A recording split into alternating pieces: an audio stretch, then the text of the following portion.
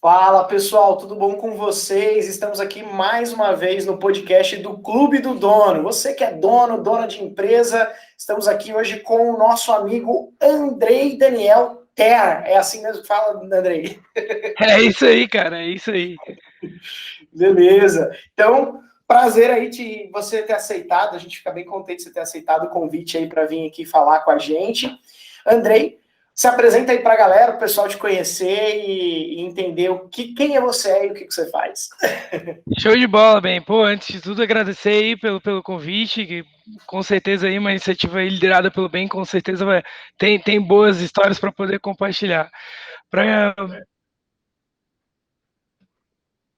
Estou focado aqui dentro da plataforma Clint, que é uma plataforma para prestadores de serviços digitais. Minha trajetória profissional foi sempre ligada à parte de vendas, onde eu pude atuar em algumas empresas como pré-vendas e, posteriormente, vendas e atendimento ao cliente. No decorrer dessa trajetória, consegui aplicar e aprender bastante em relação à parte de prospecção e venda, e espero poder agora aí dentro desse podcast compartilhar um pouquinho aí das experiências, dos erros e dos acertos também. Beleza, maravilha. E Andrei, a gente falando agora de vendas e tal, né, que é a tua praia, a tua área aí, acho que bastante tempo como vendas, que nem você falou, né? Qual que você acha que é o principal erro das empresas ao iniciar um departamento de vendas ou um processo de vendas dentro das empresas? Eu sei que você conversa bastante, inclusive o Andrei deu mentoria para a gente pela Clint ali, né? Então a gente aprendeu bastante coisa aí com você. Então, qual que é o maior, assim, erro que as empresas começam puxa, aquela que anda de lado, sabe? O comercial fica andando de lado, andando de lado, andando de lado. O que você diria que são os principais erros, na tua opinião? Cara, acredito que, assim, óbvio que existem vários desafios aí para enfrentar dentro da área de vendas, mas se eu pudesse destacar, talvez os principais do que a gente vem ouvindo aí dos nossos parceiros, o primeiro deles é em relação à definição de um perfil ideal de cliente. Na hora de definir de fato quem é o público que o nosso comercial, o nosso time de prospecção ou o time de vendas deva focar. Então, eu acredito que esse seja um desafio bem discutido aí no mercado e vejo muitas empresas, às vezes, botando muito esforço em oportunidades que não estão dentro do seu perfil ideal e acaba muitas das vezes prejudicando a performance do time como um todo. Então acredito que esse seja um dos grandes desafios aí. Se eu pudesse também elencar outros, o fato de não ter um processo estruturado e que não trazendo uma complexidade muito grande, mas a ideia de ter um processo claro, tanto para quem vende, então, para quem tem um time comercial, por que tem um vendedor que vende mais que o outro? Será que o processo desse cara que está vendendo mais é o mesmo que o cara que está vendendo menos? Será que está claro esse processo para todo mundo? E falo muito do processo porque sem ele a gente não consegue acompanhar os indicadores. E aí, sem os indicadores, a gente não tem como buscar melhorias, né? Então, pô, se a gente vai pegar, sei lá, hoje, se vai para qualquer lugar que tu não conhece, a primeira coisa é tu botar lá no Waze para ele apontar ali alguns melhores caminhos. E para a gente traçar isso, a gente precisa dos indicadores, né? Então, acredito que essa ausência de processo claro também seria um dos grandes desafios. Entendi. Então, assim, quando a gente fala de CP, que é o perfil de cliente ideal, basicamente, então, a gente precisa entender que a gente precisa escolher para quem, ou decidir, né? Não é escolher, mas é decidir traçar um bom objetivo de que para quem você quer vender. Né? E acho que foi uma das coisas que eu aprendi assim legal na Clint de definir esse perfil de cliente ideal, é que a gente precisa ter certeza quais são as pessoas para quem a gente vai vender. E com certeza é uma dor muito grande nas empresas. E qual que é o processo de definição de um perfil de cliente ideal, Andrei? Como é que a gente, quem está escutando aqui, se, por exemplo, eu vendo para todo mundo, como é que ele descobre que ele não vende para todo mundo e ele vende para um local específico, para algo mais específico? Eu acho que essa é uma dificuldade grande, assim. A gente está generalizando, mas existe um processo, né? Com certeza, cara. Ouvimos bastante, principalmente para a galera que ou foca no B2C, ou até aquela venda B2B que ainda assim o serviço é mais amplo. Querendo ou não, o gestor de vendas ou o próprio gestor da empresa tem aquela reflexão básica que é: cara, eu quero vender para todo mundo, eu não quero dizer não para quem quer comprar de mim. Então, talvez essa discussão de CP não faça tanto sentido. E eu sempre trago, tentando convencer as pessoas, e não só convencer, mas poder aplicar isso na prática. Cara, a gente tem, obviamente, poucos recursos. Se a gente está falando aqui de uma equipe pequena de vendas, menos de 50, 20 pessoas, cara, a gente tem pouco recurso. A gente não vai conseguir prospectar todas as empresas do mundo. E se a gente tem poucos recursos, a gente vai precisar otimizar eles. E aí a otimização vai de encontro com a definição de quem de fato é o cara que eu preciso dedicar mais energia, que vai me trazer mais rentabilidade. E aí, se eu fosse trazer assim uma explicação rápida para quem quer agora parar um momento e fazer essa reflexão de quem é o público ideal, a gente tem dois caminhos. O primeiro é para as empresas que já têm uma experiência maior no mercado, que tem um número já de clientes, seja um cliente que comprou uma vez ou um cliente que já está na recompra, essas empresas que têm uma estrutura maior, essas precisam analisar justamente para o seu histórico. Então, o primeiro caminho para essa galera é, dentro dos clientes que eu já atendi, quais de fato eu tive uma maior rentabilidade, mas não só a rentabilidade, que eu tive o menor esforço para atrair ele em relação a marketing, que eu tive o menor esforço em relação a gerar resultados. Então, eu poder fazer essa reflexão de acordo com o meu histórico, para aí sim fazer a definição do perfil ideal. E aí, dentro dessa definição, tem algumas características aí para poder botar no papel para, de fato, guiar na hora de prospectar. Mas alguns aqui que estão escutando não devem ter ainda um histórico muito grande de empresas que já atendeu. Então, para essa galera, é muito interessante testar a hipótese.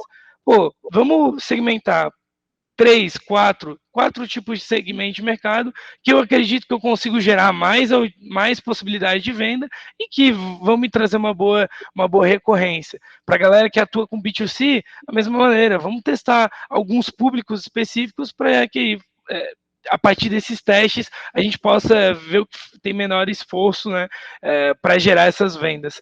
Então, acredito que para quem quer buscar essa definição, entender qual metodologia utilizar é um primeiro passo e depois, de fato, fazer a execução nesse sentido. Né?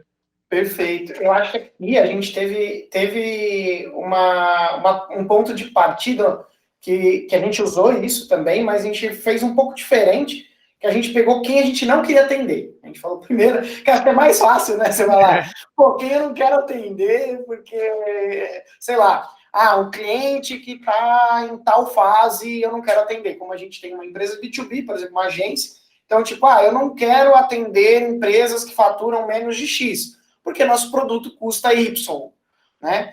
Se é por exemplo, um produto de varejo, você pode começar lá, pô, sei lá, eu vendo roupa para mãe, sei lá, ou para bebê. Então, pô, qual a idade do bebê? Qual a faixa de salário dessa mãe para comprar minha roupa? Eu vendo uma roupa mais popular ou uma roupa diferenciada, onde vai custar mais caro, de marca e etc. Então, acho que primeiro entender para quem que você não compra, é mais fácil pensar em quem que você vai dizer não. O cliente não paga. Mas quais são as características do cliente que não paga bem ou que enrola no pagamento? Então, você começa a traçar as características. Ou começar pelo aquele cliente que, durante a sua jornada, sempre deu trabalho, né? Aquele cliente que você fala, puxa, meu, esse cliente aí, eu não queria mais atender desse tipo de cliente, não quero atender mais não. E aí você cria uma barreira, aí você consegue criar. Você acha válido isso também? Pensar em quem eu não quero atender? Com certeza, cara. Eu acredito que depois da definição do perfil ideal, partir para, ou vice-versa, mas partir para a definição do perfil do cliente em que a gente não vai atender, que é o cliente não ideal, digamos assim, certamente é importante, até porque vai evitar frustrações de ambos os lados. E é muito comum as empresas já ter isso de maneira intrínseca na sua equipe, de evitar algum tipo de perfil. claro que essa definição do perfil não ideal de cliente, ela tem que ser muito de acordo com as experiências anteriores, porque dizer não para um cliente quer dizer que a gente não quer dizer que a gente vai deixar de ter esforço em cima dele, e sim que a gente vai priorizar os outros que tendem a ter características que facilitem a nossa venda e o sucesso do cliente na ponta. Né? Então, se eu sei que um cliente ideal é aquela empresa que já tem um gestor de marketing para me auxiliar nas coordenadas enquanto agência, certamente as empresas que o meu time comercial deve começar é essas empresas que têm esse profissional. Então, tem algumas características que é legal trazer para dentro do perfil não ideal e do ideal. Mas, cara, acho que é um bom caminho, sim, com certeza, trabalhar esse cara que a gente vai dizer não lá na ponta, né? Acho que faz parte, né? E aí, depois de definido, você já sabe para quem vai vender, aí vem o que você falou de processos, né? Então, hoje, numa empresa onde ele usa um processo bem definido, quais são as principais características que você diz de um bom processo de venda? Existe um padrão, é lógico que a gente está falando mais do mundo de agência, que é o mundo onde a gente conversa e tal, mas se a gente fosse deixar um pouco mais, uma receita um pouco mais genérica, você consegue definir para a gente aqui ou ajudar o pessoal aqui a entender como que deve ser um processo de venda? Cara, acredito que assim, a receita de bolo que muitos procuram é muito difícil trazer, porque cada negócio, cada realidade vai ter seus desafios. Mas, principalmente aqui dentro da nossa experiência da Clint, enquanto plataforma de gestão e atendimento de clientes, a gente tentou trazer uma didática em relação à estrutura de processos para que o gestor, não só o gestor comercial, às vezes o próprio gestor da empresa possa ter claro quais são as etapas de venda, ou melhor, as etapas que o cliente dele vai percorrer, até de fato ele ser um cliente e eventualmente facilitar lá no atendimento. Então a gente visualizou muito que essa estruturação de processo, se a gente quiser ir na vírgula, cara, a gente pode complicar muito. Então, se eu pudesse resumir de forma prática aí, um bom processo é aquele que a gente consegue ter o acompanhamento do prospect, da oportunidade, de maneira clara e que a gente possa acompanhar os indicadores de performance no decorrer desse processo. Então, por exemplo, a gente aqui acredita que existem algumas etapas no decorrer de uma venda. Então, existe a primeira etapa, que é a parte de prospecção. Então, é quando eu vou atrás da oportunidade. Obviamente, essa prospecção pode vir através de uma prospecção ativa, ou até mesmo através de campanhas de Facebook Ads, Google, enfim. Então, tem essa etapa do processo. Existe depois a etapa de prospecção, a ideia de qualificação, no sentido de, se eu sei qual é o perfil ideal de cliente, eu tenho que focar o meu esforço comercial em cima dele. Então, antes de eu sair me relacionando com todas as oportunidades, vou priorizar elas de acordo com meus recursos. Se eu tenho 2 profissionais de venda e eu tenho 1.000 oportunidades comerciais, eu tenho que priorizar. Agora, depois desse estágio de qualificação, aí vem a apresentação e a negociação. E aqui talvez possa abrir algumas diferenciações, porque empresas que têm uma venda mais complexas, talvez envolvam mais uma reunião, 2 reuniões, reuniões online, presencial, ou se for uma mais simples, a apresentação mais rápida.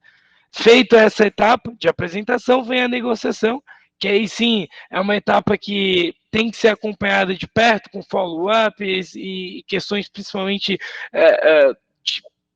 próximas ao cliente e à sua necessidade, e a última, que seria a parte do fechamento.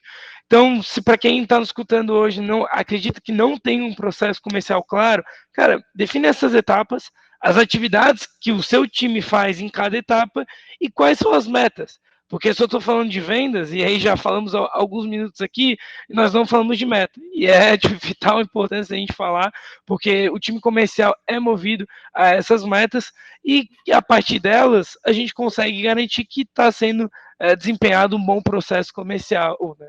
Então, acho que seguiria, não de uma forma muito receita de bolo, mas esse kanbanzinho inicial Seria a aí com os estrutura, né? A estrutura mais da venda, né? Não, eu acho perfeito isso. E eu fico pensando nesse processo, por exemplo, dentro de uma loja física, por exemplo, né? Que pode ser alguém que alguém esteja escutando aí, tem alguma loja física, né?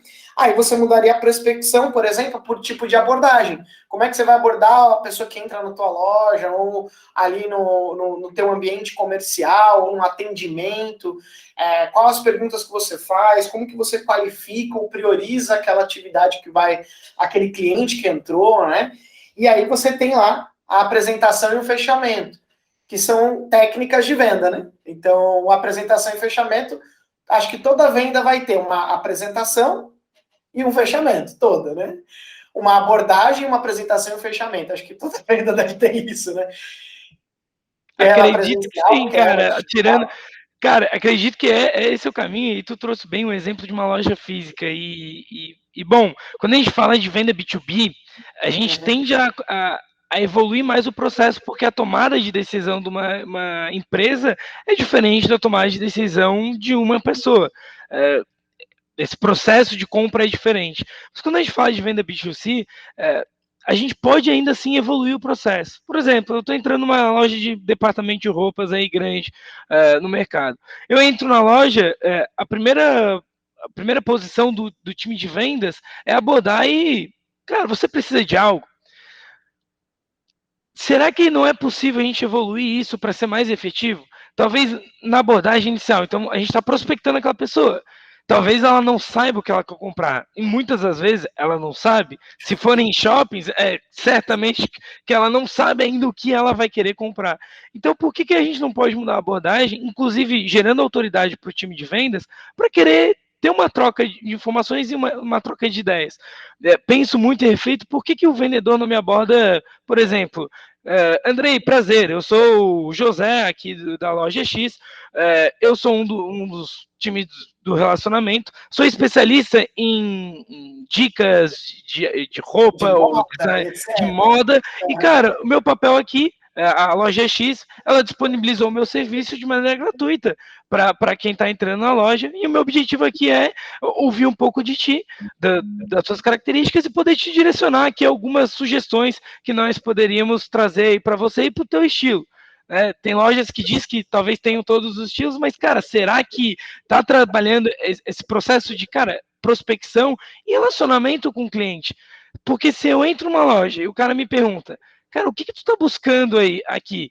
A maioria das pessoas, e eu particularmente, falo, cara, só tô dando uma olhada. Eu não quero assumir um compromisso, porque eu não quero dizer, não, eu estou procurando aqui uma camiseta mais ou menos desse estilo, com essa cor, talvez nessa marca específica, eu não tenho essas informações. Eu talvez nem tenha essa necessidade específica. Então, esse processo, e aí por isso que é legal anotar e tentar refletir em cima dele. Cara, o que o meu time de vendas está falando no primeiro momento que o meu cliente entra na loja? Ele está perguntando o que você busca, ou será que ele está se apresentando de uma maneira que gere autoridade, que estimule uma conversa, e não simplesmente parecendo que eu estou falando com um robô? Eu não quero falar com um robô, e principalmente se for uma pessoa, cara. Se Então, for um acho que é essa robô, linha. se for um robô, põe um robô. Sabe que é um Exatamente. robô, né? Mas é verdade.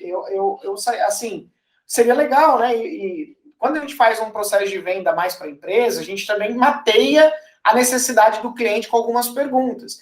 E em loja, vamos usar esse exemplo de loja de roupa, por exemplo, você pode mapear também. Por exemplo, olha, quando você pensa no teu guarda-roupa, você vê mais roupas de que cor? Você gostaria de continuar nesse padrão de cor ou numa cor diferente? Poxa, você já sabe que a pessoa, não, olha, é mesmo, eu uso muito preto. Eu queria uma coisa mais colorida, mas eu não tenho o costume de usar. O que você acha de experimentar essa cor aqui, que é uma cor mais sóbria, que aproxima mais do preto, mas talvez possa te ajudar? Você está sendo abordado de uma pessoa que está te dando ajuda para escolher. E às vezes a pessoa entra na loja para dar uma olhadinha mesmo, para olhar de perto o que ela gostou ali na vitrine, ou que tem de novidade. E você pode perguntar isso. Hoje você está procurando algo específico? Você quer uma novidade? Ou você quer mudar um pouco o teu visual? Olha só, ninguém me perguntou isso. Assim, né? Então, de repente, fazer uma abordagem diferente, né, vai ajudar e vai contribuir, talvez, aí para um sucesso, fazer teste, né? Lógico, tudo é teste. A gente está falando aqui, você põe em prática, testa com 10, 15 pessoas, vê se a abordagem melhorou a venda, não melhorou a venda, e aí você vai criando. E aí vai para o gerente da loja, né? gerente da loja vê que um vendedor está vendendo mais, geralmente o que ele faz, né? Ele vai lá e pressiona o que está vendendo menos. Né? E aí, mas às vezes o que está vendendo menos, eles não sabem como é que está sendo o processo do outro que está vendendo mais.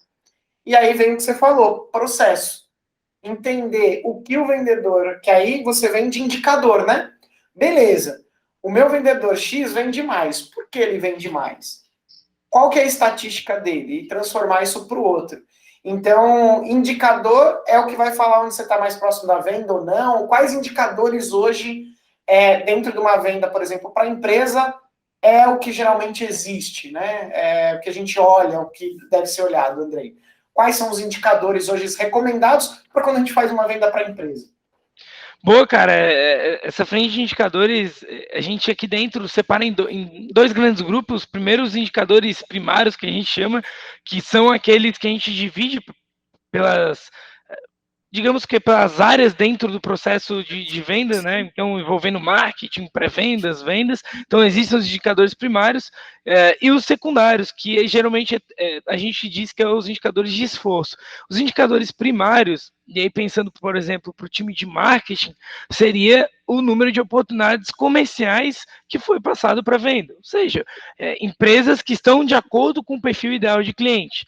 Então, esse seria o primeiro indicador para o time de marketing. Para a galera que atua com a pré-venda ou time de prospecção, o indicador primário é o número de oportunidades que a gente conseguiu disponibilizar para demonstração e apresentação da nossa solução.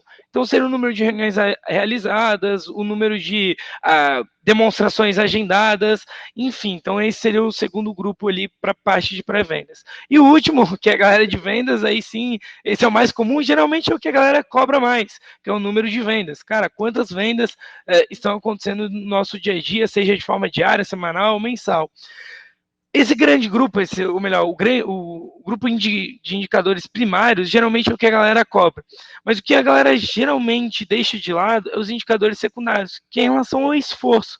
Porque, beleza, eu não estou vendendo mais, o meu time de marketing não está atraindo tantas oportunidades comerciais. Pô, será que eles estão fazendo o que deveria ser feito? Então eu preciso coordenar isso com os indicadores secundários. Para o time de marketing existem N indicadores, mas, por exemplo, poderiam ser número de visitantes em nosso site e número de leads gerados. Então, pô, beleza, eu não gerei 50 oportunidades comerciais para o time de vendas, mas consegui gerar um número maior de visitantes no site, um número maior de leads. Então, tem os indicadores de esforço. Depois, existem os indicadores para o time de pré-vendas, que é o número de tentativas de contato. Andrei, tentativas de contato, o que seria isso? O número de tentativas que eu realizei tentando buscar um contato para um potencial comprador. Então vamos lá, joguei uma campanha ads 100 leads. Pô, eu tenho um time de prospecção, ou até mesmo meu time de vendas. Quantas tentativas de contato ele fez? Seja por ligação, e-mail, WhatsApp, enfim, qual foi o esforço dele? Aqui, para a galera que atua também com a prospecção através de voz, ligações, a gente tem um outro indicador de esforço, que é o tempo total falado. Entre 1 hora e meia, de acordo com as empresas, é o que a gente vem acompanhando. E o último, no número de vendas, seria, principalmente os indicadores de esforço, o número de reuniões que a gente conseguiu avançar para o envio de uma proposta. Então, das 10 reuniões que eu realizei, eu consegui enviar 8 propostas. Show de bola, consegui, então, ter esse esforço de gerar uma proposta, porque a empresa do outro lado deu aceite à negociação, né? Abriu as portas para a gente negociar. Então, pensando nos indicadores, a gente acompanharia esses, né? E dentro do nosso sistema, o que a gente tentou trazer, e aí, muito porque para pequenas e médias empresas ter isso claro, é muito difícil. É tecnologia que tem que aprender, enfim. Então, o objetivo maior, inclusive, da nossa proposta para o mercado é tentar facilitar isso para que, cara, o gestor ou o time de vendas foque naquilo que eles têm que fazer. E não tem que focar em criar um dashboard maluco. Isso ele tem que terceirizar com quem entende. Ele não tem que focar em gerar lead, cara, terceiriza ou forma uma equipe interna. Então, tentar trazer isso de maneira mais simples para o mercado e democratizando isso para quem é pequeno e médio. Porque o grande já está bem nesse sentido, né? Os indicadores estão dentro de um painel bonito aí, onde vários conseguem ter acesso. Perfeito, perfeito. Eu acho que é bem isso mesmo, né? E se a gente trazer e traduzir isso para uma loja física, talvez a gente pode falar aí de quantas pessoas entram na loja, aí os visitantes, né? Quantas pessoas eu abordo, de quantos eu abordo, quantas só estão dando uma olhadinha e quantos chegam a provar, de repente, a gente está falando do universo da roupa, né? Provar o produto, né? Vai de repente experimentar. De quem experimenta, quantos realmente concretizam a compra, né? E ainda tem os indicadores de negativa, né? Que acho que a pessoa também ignora. Eu sempre gosto de destacar o negativo, porque o pessoal olha mais para o negativo do que para o positivo, né? Então você começa a entender por que as pessoas não estão comprando. Tem algum motivo específico? Você pode perguntar para o cliente, né? Olha, ou você entender, pô, o cliente achou caro, vai lá, marca que o cliente achou caro. Pô, o cliente falou que só está dando uma olhadinha, quer dizer que você não conseguiu gerar valor, de repente, suficiente para aquilo que você estava mostrando. Então, você começar a entender para você conseguir melhorar também o processo. E os indicadores de vendedor, acho que todo mundo já olha, porque comissão, né? Para vendedor é água para ser humano, né? Não pode viver sem, né? Então, eu acho que é bem isso, né? Entender isso. E o marketing também, né? Quantas oportunidades ou quanto o teu marketing está fazendo as pessoas irem até a loja ou perguntarem à distância, né? Se estiver ali no delivery, por exemplo, né? Quantas pessoas chegam ali, né? Mas, Andrei, eu acho isso perfeito e tal. Né? Definição de CP, processo e indicadores. Esse é o básico do básico. E aí você falou de ferramenta, né? A Clint, por exemplo, é uma ferramenta para quem vende de empresa para empresa, não só para agências, né? Mas para outras empresas também. Você tem essa oportunidade aí de você ter uma ferramenta para lançar tudo ali e ter os números de uma maneira mais fácil, né? Porque imagina, né? Uma loja física, por exemplo, não é uma ferramenta indicada, mas para uma pessoa, para empresas ou produtos de venda na ligação, na prospecção e tudo mais, funciona bem, né? E como ferramentas dessa ajudam, auxiliam, na tua opinião, como a da Clint, para poder profissionalizar a venda? Eu acho que a ferramenta, ela profissionaliza a venda, porque traz os indicadores de uma maneira mais clara e organizada, né? Cara, muito bom o questionamento, e antes e até tá trazendo uma opinião em relação à parte prática do dia a dia dos gestores, né? Se a gente tiver claro que quais são os nossos processos e as pessoas que estão envolvidas no nosso time estão de acordo a cumprir com aquele processo, ou seja, a gente tem claro como é que é o nosso discurso comercial, nosso perfil ideal, e o nosso time tem isso dentro do seu dia a dia, cara, a tecnologia, ela não vai ser impeditivo. A tecnologia, ela vai ser justamente impeditivo quando a gente precisa dar um passo a mais. Então, eu já tenho com o meu processo claro, eu já tenho que as pessoas, o meu time de vendas, está de acordo com aquele processo, aí sim eu preciso da ferramenta para que eu consiga acompanhar e melhorar eventualmente o processo como um todo.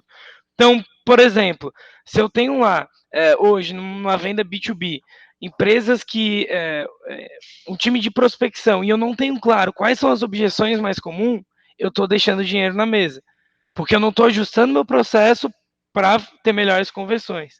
Então, a tecnologia, e aí tentando mostrar para a galera que, cara, a tecnologia ela vai ser um catalisador, ela vai participar da operação, mas muito mais para acelerar do que para resolver o problema como um todo, porque o problema geralmente está entre processos e pessoas.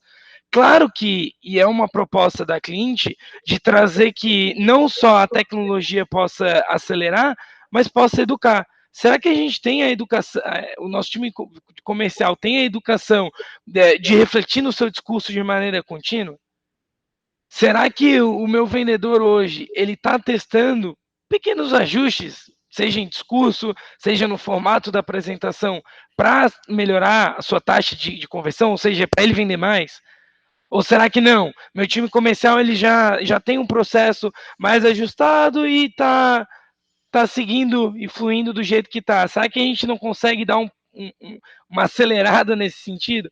Então, eu acredito que a ferramenta ela entra muito nesse sentido. E pensando no desenvolvimento tecnológico, principalmente das ferramentas, cara, tem muita possibilidade. Tem muita possibilidade no mercado.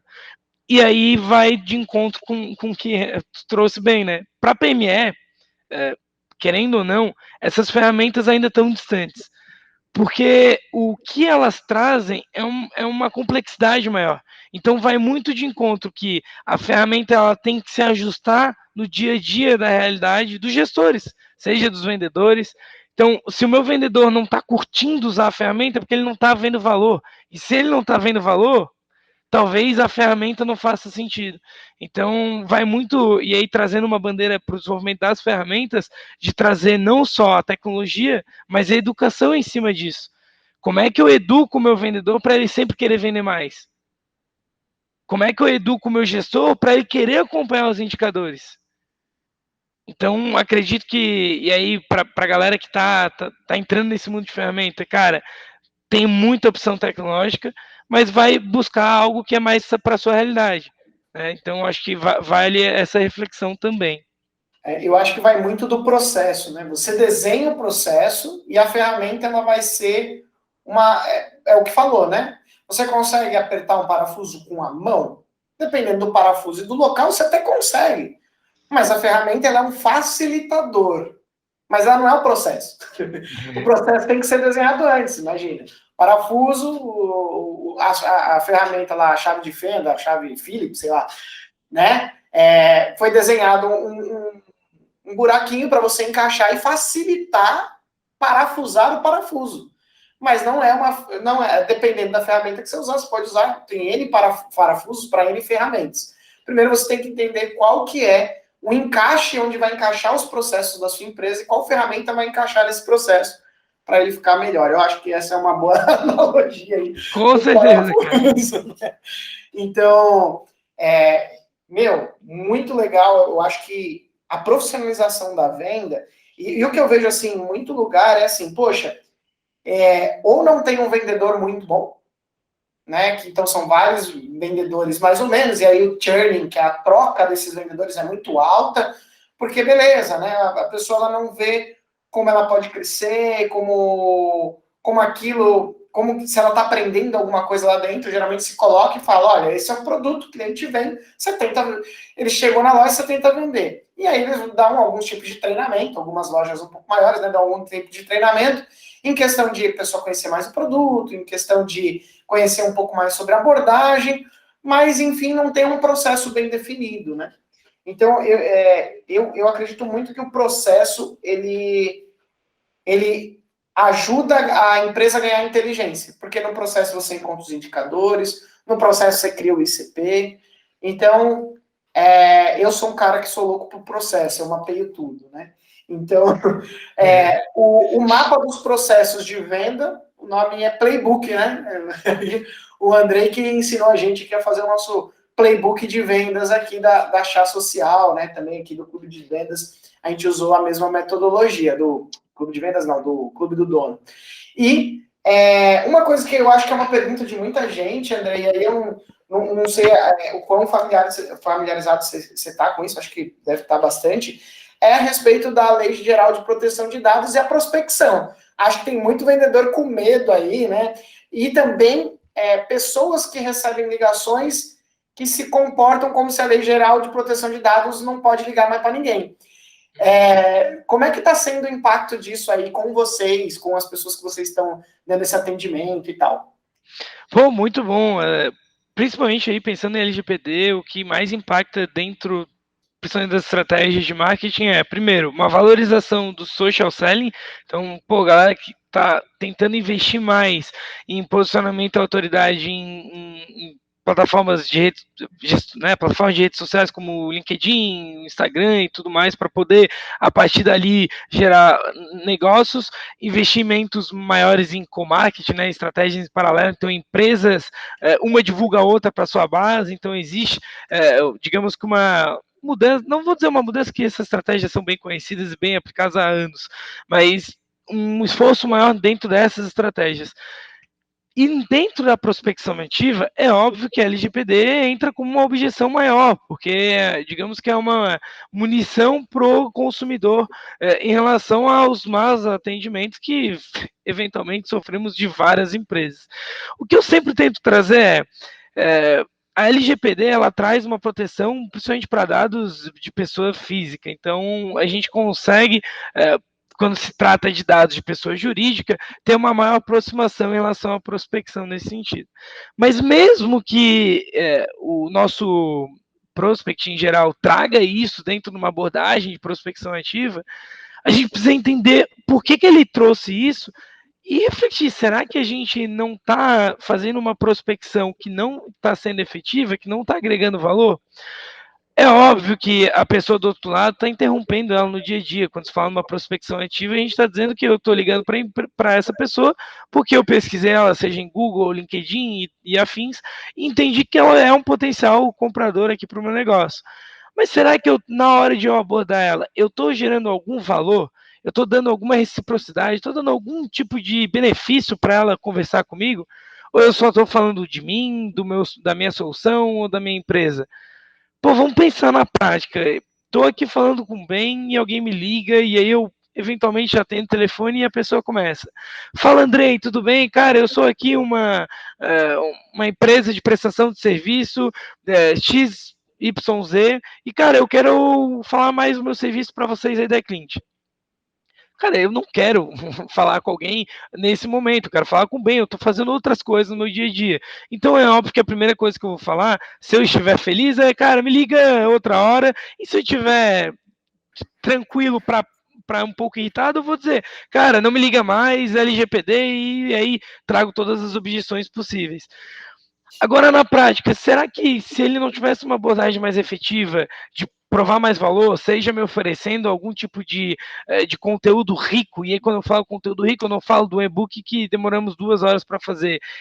Eu prefiro receber uma dica de 30 segundos falada, seja em ligação WhatsApp, do que um e-book que é mais do mesmo só para dizer que é um e-book. Então, a gente refletir dentro do processo de prospecção que a LGPD, ela tá aí, ela existe, ela é um fato, mas, cara, isso não é desculpa para a gente parar de ter o nosso comercial ativo. É motivo da gente querer melhorar a experiência com o nosso prospect. Cara, aqui dentro que a gente tem de premissa todo time comercial tem uma regra clara. Eu preciso ajudar o meu cliente no seu problema. Ele entrou aqui dizendo que o problema dele é que, sei lá, algo totalmente que não faça sentido o que a gente não atende. Ah, cara, olha só, eu sou uma empresa que não faz prospecção, não vende, eu atendo 2 clientes só. Cara, não faz sentido ele utilizar a plataforma da cliente. Mas talvez ele tenha dificuldade em se comunicar com uma autoridade. Então, o nosso time aqui vai orientar ele a buscar uma agência, a um prestador de serviço para auxiliar ele nessa determinada necessidade. Então, muito mais do que eu estar preocupado em se minha solução resolve o problema, cara, eu preciso resolver o problema dele. Se a minha solução faz parte disso, show. Se não faz, eu direciono. E eu busco tentar resolver. E aí, no melhor dos casos, eu peço uma indicação. Porque ninguém pede indicação hoje de maneira estruturada. E aí, falando de processo, cara, de todos os clientes que tu atende, e não só dos clientes, mas de todo o lead ou potencial cliente, todo mundo que entra na tua loja, tu pede uma indicação? Talvez tu não peça porque tu não garantiu um bom atendimento. Então, isso é momento de reflexão. Da mesma maneira, de uma ligação ativa dentro da prospecção e com essa objeção da LGPD. Então, acho que o ponto principal de reflexão é, cara, eu preciso gerar um bom relacionamento com o potencial cliente. Seja agregando e trazendo dicas, materiais, ou seja, eu dizendo para ele, cara, procura esse tipo de empresa que vai melhor te atender. Então, eu acredito que essa é a premissa básica para ajustar o discurso e aí não ter mais essa objeção à LGPD. Ou pelo menos diminuir no dia a dia, né? Do nosso time comercial. Concordo, porque muitas empresas, e eu vejo isso ainda hoje no mercado, compram listas frias ainda, compra lista de telefone do pessoal, sai ligando. E isso pela LGPD, gente, não pode mesmo, tá? Não pode comprar uma lista e sair ligando, né? Então, isso é o pior, né? Mas a prospecção ativa, o cold call, ele ainda pode ser feito se o telefone está público, de alguma maneira você informar que o cliente aonde você encontrou aquela informação publicamente, e aí você respeitar também a decisão do cliente, caso ele queira te atender, caso ele não queira te atender, né? Então, esse também é importante, né? E é isso que o Andrei falou, para você conseguir realmente burlar essa objeção que o pessoal agora, LGPD ninguém pode me ligar mais. O usuário às vezes não entende ainda, mas se você não gerar esse relacionamento, essa contextualização da vida ou da empresa do cliente com a tua, contextualizar ele, dificilmente você vai vencer essa objeção, né? E Andrei, entrando nesse assunto, eu acho que agora, indo para a reta final já, mas falando de objeções, né? Esse é o bicho papão dos vendedores, né? O monstro, o Demogorgon ali dos vendedores, né? A objeção. Hoje, as principais objeções, acho que de todo mundo muito caro, né? Muito caro ou não tem interesse, né? O não tem interesse, acho que a gente já falou a respeito de a gente envolver o cliente, do processo de venda, do processo de abordagem, para você gerar esse interesse, esse valor. E agora a questão de preço, né? Quando você fala, você está lá com o lead bonitinho, ele está dentro do seu ICP, você fala que, bom, meu cliente ele tem que ter essa maturidade, esse nível de financeiro para contratar meu produto ou serviço ou para comprar o produto de mim. Chegou e o cliente fala, não gostei do preço. Onde é o erro do vendedor quando se fala que o problema é o preço? Muito bom, cara. Pô, objeções aí, claro, querendo ou não, vão estar sempre dentro do processo comercial. Para alguns curtem, outros nem tanto, mas, cara, quando a gente ouve essa resposta do nosso prospect ideal, a gente tem que entender que a objeção ela é uma resposta do que nós disponibilizamos para o cliente. Então, quando vem muito caro, geralmente eu tento fazer algumas reflexões. Será que depois que ele trouxe esse ponto, a gente questionou ele um pouco mais a fundo? Então, cara, em relação ao quê? Sei lá, meu projeto para construir um estádio para ti é 10 milhões de reais. Nossa, isso é muito caro. Cara, em relação ao quê? Ah, não, para construir com 10 milhões eu consigo construir vários apartamentos. Então eu tenho que entender aonde que o meu cliente está trazendo, principalmente no que diz respeito a preço, a sua ancoragem. Então, muito caro é uma objeção muito comum, mas que também tem que ser tratada como maneira, até de maneira sutil. Então, tá muito caro. Cara, entendo, compreendo que tu não era o orçamento que tu estava desejando, não tens o budget inicial nesse sentido, mas eu queria ouvir. Tu tinha uma outra referência de produto similar, tu já tinha uma visão eventualmente de outras soluções que não a nossa ou que nem façam sentido, tu queria trazer isso de maneira mais clara para o cliente, para ele poder expor mais, porque geralmente o muito caro pode estar ligado a outros pontos. Por exemplo, é muito caro porque eu não tenho a segurança que eu gostaria. Porque se eu tivesse a segurança que eu gostaria, eu aceitaria esse valor.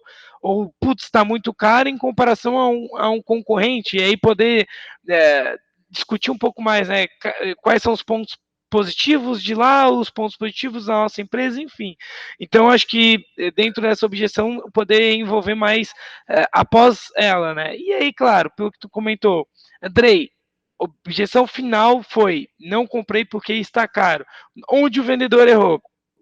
Se ele está de acordo com o nosso perfil ideal de cliente e teoricamente teria disponibilidade para fazer a compra, a gente errou em não conseguir provar valor suficiente para o nosso cliente. Agora, se ele não fez o perfil ideal bem ajustado, quem errou foi nós, enquanto vendedores, de aceitar esse papo ou simplesmente ali em relação a fazer o agendamento ou não, né? Então, acredito que seria esse ponto aí para poder ajudar a galera nesse sentido. Perfeito, perfeito. Eu acho que tá bem assim, claro como que a gente vence as objeções, né? Porque quando você fala de preço, ele é um dos blocos dentro de uma balança, de uma gangorra, né? Que é o conceito lá do spin selling, do venda previsível, né? Receita previsível. E é interessante isso, você agregar o preço é só um dos fatores, né? Então, se você tem aí sei lá, uma roupa diferenciada com tecido do bicho da seda da Malásia, mano, você tem que provar que o teu tecido ele tem um diferencial total, aqueles tecidos chineses que você joga água e não molha, sei lá, né? Enfim. Por que teu produto tem um valor agregado maior? Por quê? Você tem que explicar a história da marca, a história da onde veio, de como você foi construído.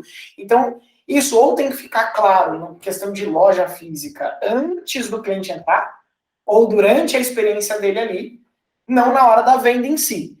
Já na parte de B2B, né? Isso tem que ficar também intrínseco na comunicação da empresa e somar também com a parte da abordagem do vendedor. Ele conseguir entender que provar valor não é falar bem do produto.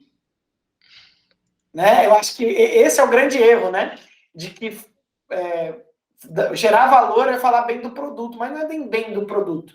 É entender se aquele produto ou serviço se encaixa na necessidade daquele cliente, né? Na necessidade real daquele cliente. Então, eu acredito que seja nessa direção que a gente consegue entender. Poxa, será que... Quer dizer, sei lá, a pessoa quer cascalho, você está vendendo pedra. Não, mas para mim é cascalho por causa da minha necessidade. É cascalho, não é pedra. Você está me empurrando pedra, peraí. Então, é importante mapear qual que é a necessidade do cliente antes de você fazer a venda, porque senão ou vai estar caro, porque não o caro dele quer dizer que não supra a necessidade dele ou não está de acordo com o que ele precisa. E quando compara com concorrente, né, André, eu acho que você pode falar melhor que eu, mas a gente fala aí quando é serviço, a gente fala de escopo. Quando é produto, quando é produto físico, a gente fala de característica mesmo, né? Com certeza, cara. E essa comparação com os nossos concorrentes a gente tem que entender como positiva, como saudável para o nosso próprio negócio. Porque se o cliente lá na ponta está nos comparando com outras empresas, nós precisamos aprender com essa comparação. Quais são os pontos positivos da nossa concorrência e quais são os nossos pontos positivos perante ela? Então, fazer essa análise e os pontos fracos também.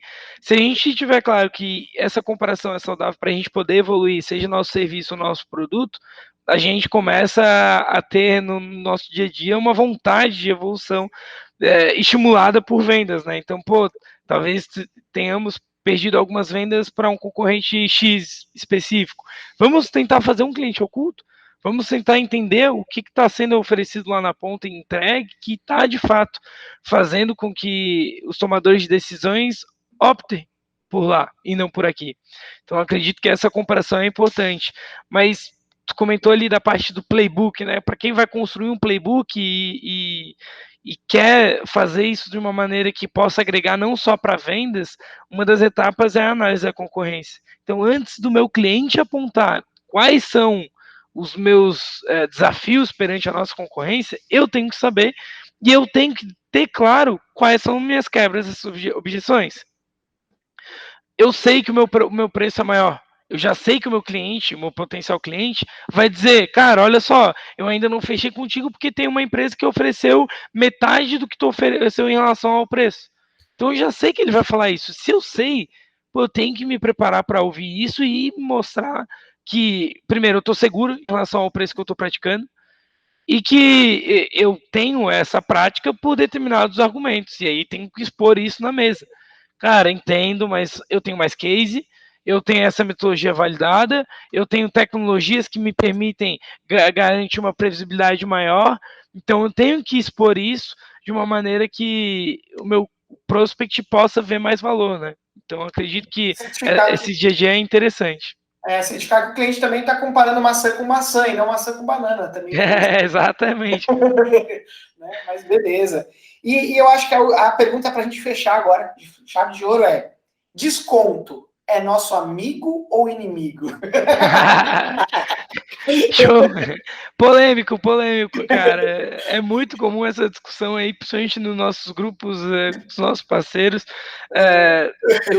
Eu, eu tento trazer que, cara, o desconto ele pode ser uma forma que eu consigo acelerar eventualmente as minhas vendas, consigo atrair novas oportunidades comerciais, e ele é uma estratégia. E aí, claro, pensando que eu preciso testar diversas estratégias, o teste de desconto tem que ser aplicado.